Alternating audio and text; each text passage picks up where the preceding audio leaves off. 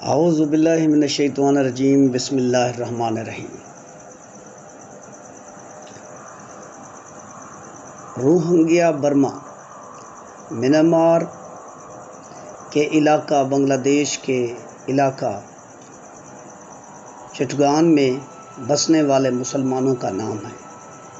صوبہ ارکان پر برمی تسلط کے بعد ظلم و تشدد کے دور سے تنگ آ کر بڑی تعداد میں مسلمان تھائی لینڈ میں مہاجر ہو گئے۔ 28 مارچ 2008 کو تھائی وزیر اعظم سماگ سند ارواج نے کہا کہ تھائی بحریہ کوئی ویران جزیرہ ڈھونڈ رہی ہے تاکہ روہنگیا مسلمانوں کو وہاں رکھا جا سکے۔ مہاتما بدھ کو دنیا میں امن کا سب سے بڑا پیغمبر یا عدم تشدد فلسفے کا داعی سمجھا جاتا ہے، اور آپ کی فکر ہے کہ جس نے کسی جانور کو بھی قتل کیا تو وہ ایسے ہی ہے جیسے اس نے کسی انسان کو قتل کیا۔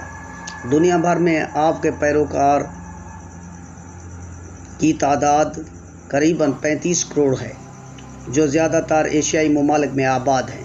ان ممالک میں جاپان، جنوبی Korea, Laos, Mongolia, Singapore, Taiwan, Thailand, Cambodia, Bhutan اور میانمار شامل ہیں۔ جنوب مشرقی ایشیا ملک میانمار، جسے برما کے پرانے نام سے بھی جانا جاتا ہے، 1937 عیسوی تک بر صغیر کا ہی حصہ سمجھا جاتا تھا۔ پھر برطانیہ نے 1937 عیسوی میں اسے بر صغیر سے الگ کر کے ایک علیحدہ کالونی کا درجہ دے دیا، اور 1948 عیسوی تک یہ علاقہ بھی برطانوی تسلط کے زیر اثر رہا۔ آخری مغل بادشاہ بہادر شاہ ظفر کو بھی میانمار برما میں ہی جلاوطنی کے دن گزارنے پر مجبور کیا گیا۔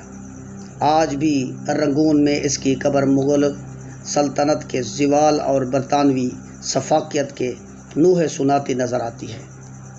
میانمار کی قریباً 5 کروڑ 60 لاکھ کی آبادی میں 99% بدھ اور 4% مسلمان، تقریباً 22.5 لاکھ 4% مسیحی اور 1% ہندو اور 2% دوسری قومیں آباد ہیں۔ یہاں پر اسلام کی آمد کے آثار 1050 عیسوی سے ملتے ہیں، جب اسلام کے ابتدائی سالوں میں ہی عرب مسلمان تاجر تجارت کی غرض سے برما آئے اور پھر یہیں کے ہو کر رہ گئے۔ 7 صوبوں کے اس ملک میں مسلمانوں کی اکثریت رکھائن میں آباد ہے۔ یہاں تقریباً 6 لاکھ کے قریب مسلمان بستے ہیں، جنہیں روہنگیا کہا جاتا ہے۔ سب سے زیادہ مسلمان رکھائن ارکان اسٹیٹ میں آباد ہیں، جن کی تعداد 6 لاکھ ہے، جنہیں روہنگیا مسلمان کہا جاتا ہے۔ جب تحریک آزادی اپنے زوروں پر تھی، تب روہنگیا مسلمانوں نے اپنے صوبے کو مشرقی پاکستان کا حصہ بنانے کے لیے زبردست تحریک بھی چلائی تھی۔ پاکستان نے برمی مسلمانوں کو شہریت دینے کے ساتھ ساتھ تمام بنیادی حقوق دے کر اپنے یہاں آباد کیا۔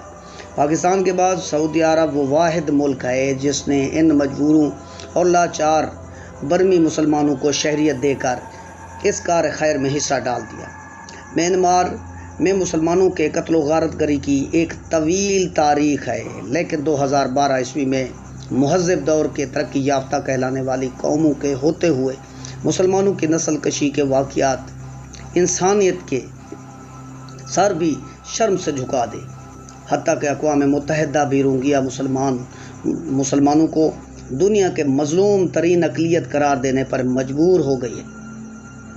اس دوران برمی حکومت کے زیر سرپرستی بدھ انتہا پسندوں نے مسلمانوں کے 3000 سے زائد گھر جلا دیے۔ مختلف علاقوں سے 1.5 لاکھ کے قریب مسلمان بے گھر ہوئے۔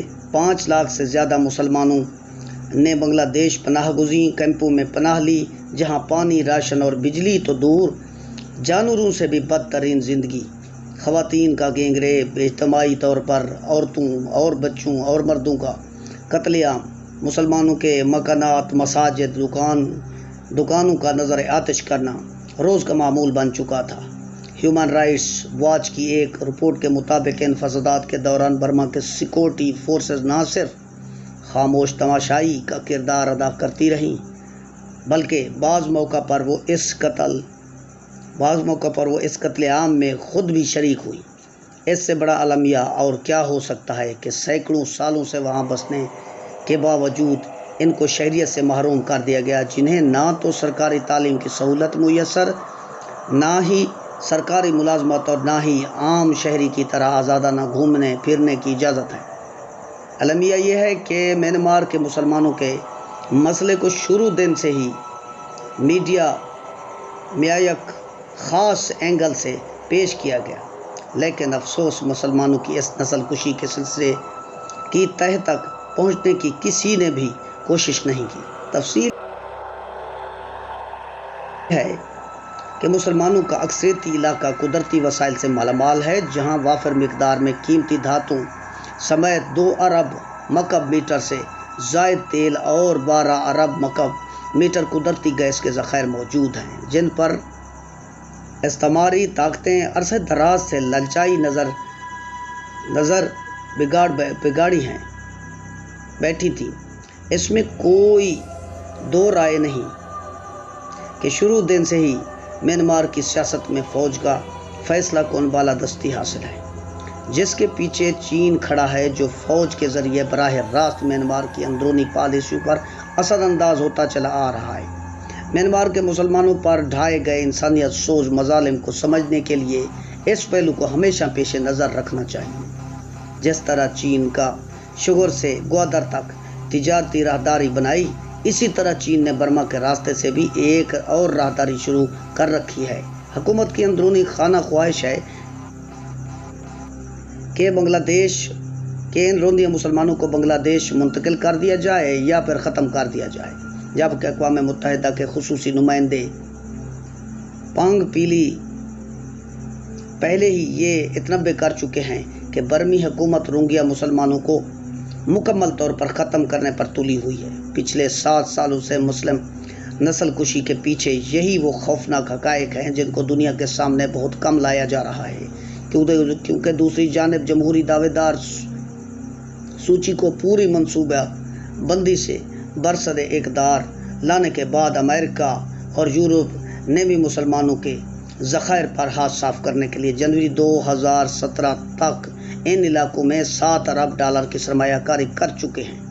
لہٰذا چین، روس اور امریکہ سمیت یورپ کبھی بھی نہیں چاہیں گے کہ ان اراکین کے مسلم نسل کشی کے اندروناک واقعات کو بین الاقوامی میڈیا پر بڑھا چڑھا کر پیش کر کے اصلی حقائق دنیا کے سامنے لائے جائیں۔ صاف نظر آ رہا ہے کہ مہذب کہلانے والی استعماری طاقتیں بے گناہ خون مسلم کو بہنے سے کبھی بھی نہیں روکیں گی، کیونکہ اس وقت برما میں مذہبی بنیادوں پر 969 چھوٹی بڑی دہشت گرد تنظیمیں مسلمانوں کے خلاف سرگرم ہیں۔ ضرورت اس امر کی ہے کہ امت مسلمہ کے تمام طبقے، خاص کر میڈیا، روہنگی مسلمانوں کی مدد کے لیے بین الاقوامی سطح پر اور ان کی قتل و غارت گری کو روکنے اور حقیقی مسائل کو اجاگر کرنے کے ساتھ ساتھ مفاد پرست استعماری طاقتوں سمیت بدھ مت کے دہشت گردوں کے اصلی مکروہ چہروں کو بھی بے نقاب کریں۔ ڈسکور ورڈز بکس کو سبسکرائب کریں، کمنٹس کریں، شیئر کریں اور لائک کریں اور بیل آئیکن کو کلک کریں۔ اللہ حافظ۔